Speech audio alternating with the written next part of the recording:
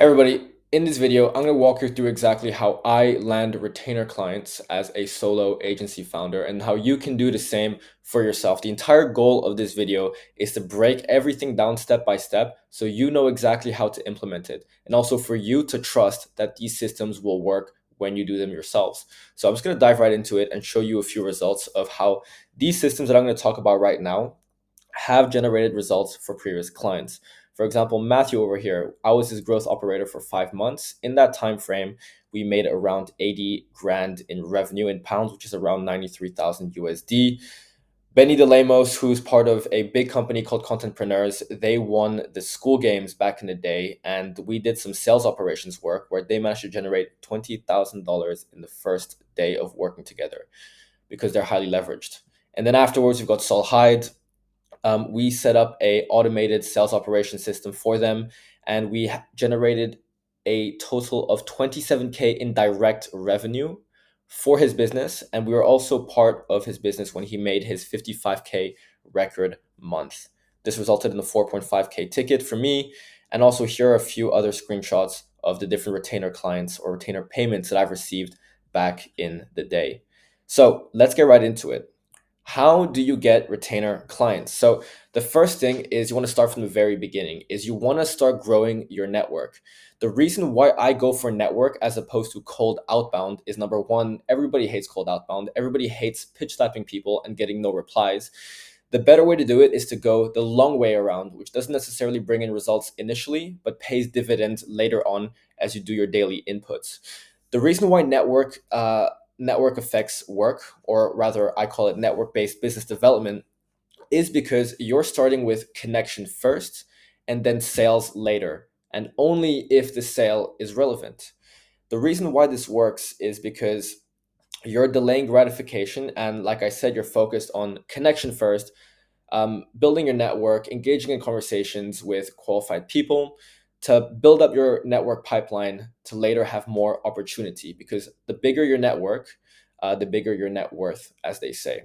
For myself, 80% of my client roster have come through network effects. And this works because you're already working with pre established trust, meaning that you're not coming in cold in the DMs. People know who you are, what problem you're solving, and how exactly you can be trusted to solve that problem because they've seen your testimonials, they've seen your content, and they've been in your sales flow, or at least they've been in the top of funnel area of your ecosystem.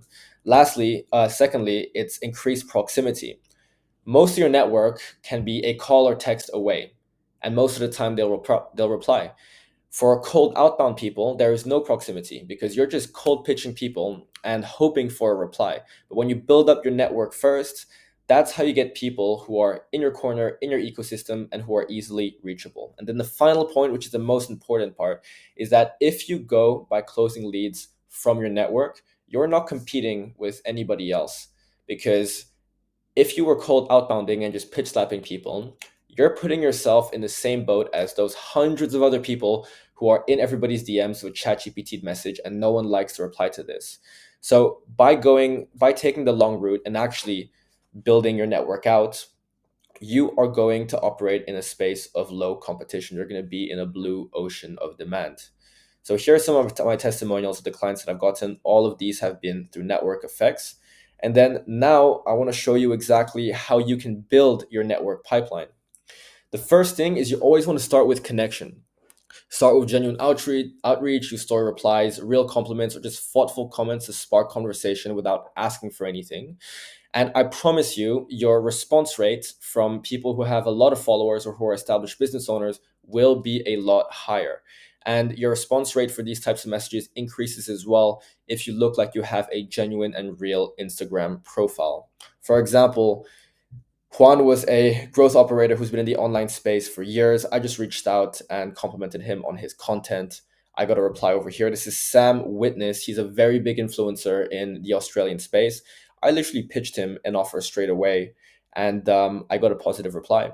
And then here is Gabe. He's got around 60,000 followers. He's a massive content coach in Singapore.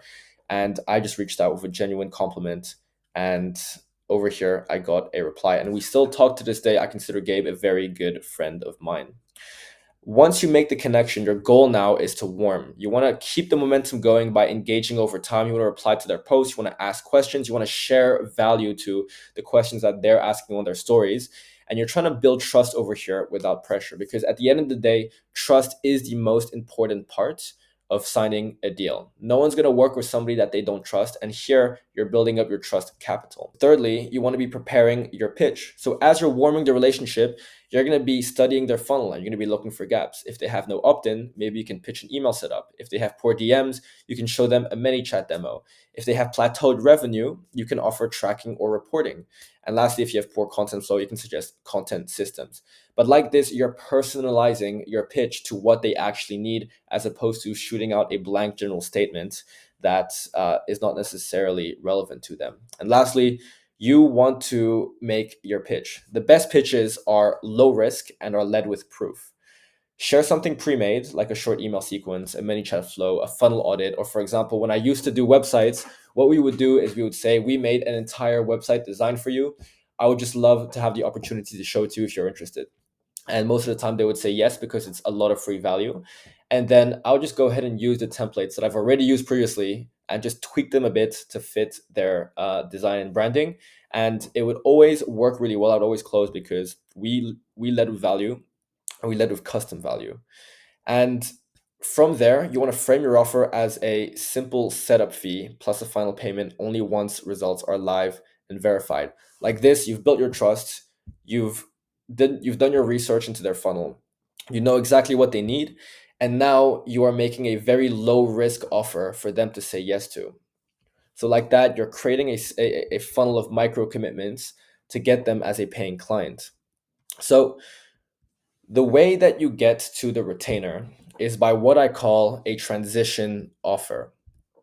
You want to have a transition offer that allows you to go from not knowing them all the way to getting your foot in the door with them and all the way to working with them as a retainer service provider.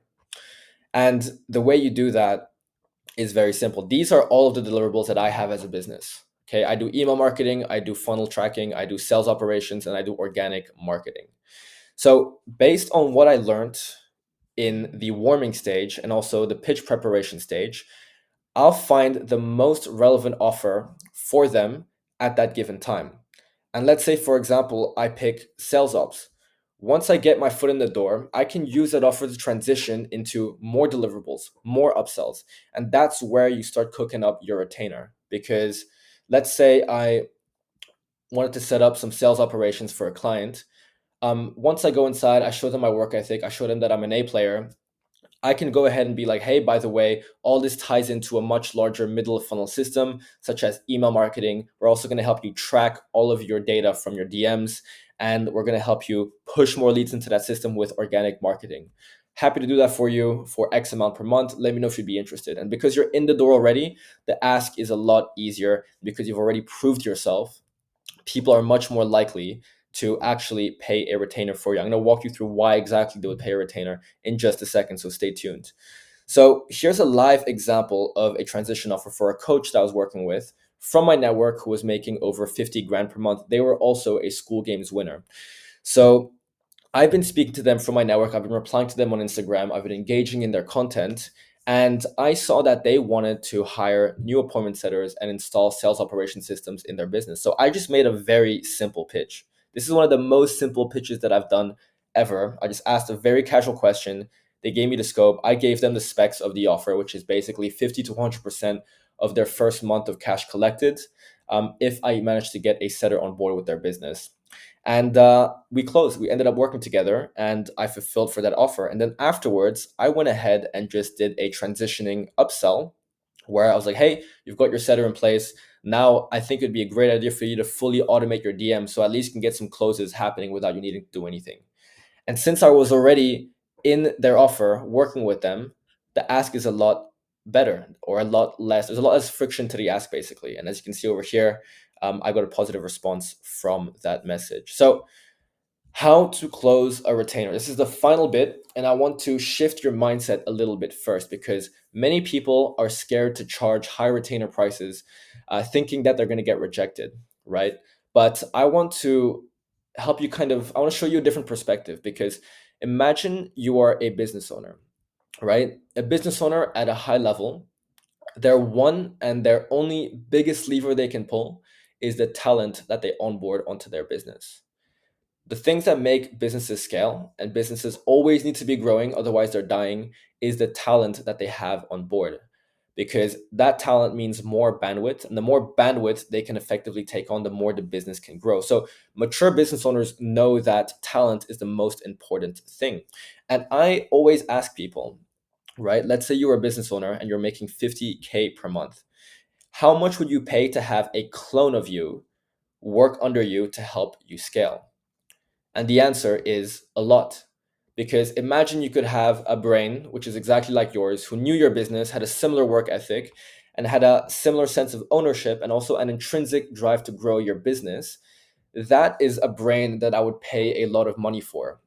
And mature business owners know that. So your goal is to show them that you're an A player. And if you can display these elements, that you are as close to a clone that they can have, obviously that's impossible, but you're as close to what they want as a service provider as they would be themselves, anybody would be willing to part a lot of money for it, because they know that if they give you a task, you're going to be able to execute it exactly like they want to. And that is something people will gladly pay thousands of dollars for, because the return on investment they're going to get is absolutely huge. So just to tie it all back together, is the way you land a retainer is that when you're getting your foot in the door with your transition offer, this is where you display these personality and work attributes, because this is basically a proving grounds. This is where you prove that you are the A player that they need. You want to deliver fast, you want to be responsive, you want to have good communication, and you obviously want to get results for them. And then once you showcase that you are this guy or this person, then when you pitch the retainer, it's going to be a no-brainer for them, because they're going to say, okay, they're going to give me solutions that are going to scale my business, and I'm going to work with a person who has generated results and is an absolute killer. So that is how you land a retainer deal in today's online space. Peace.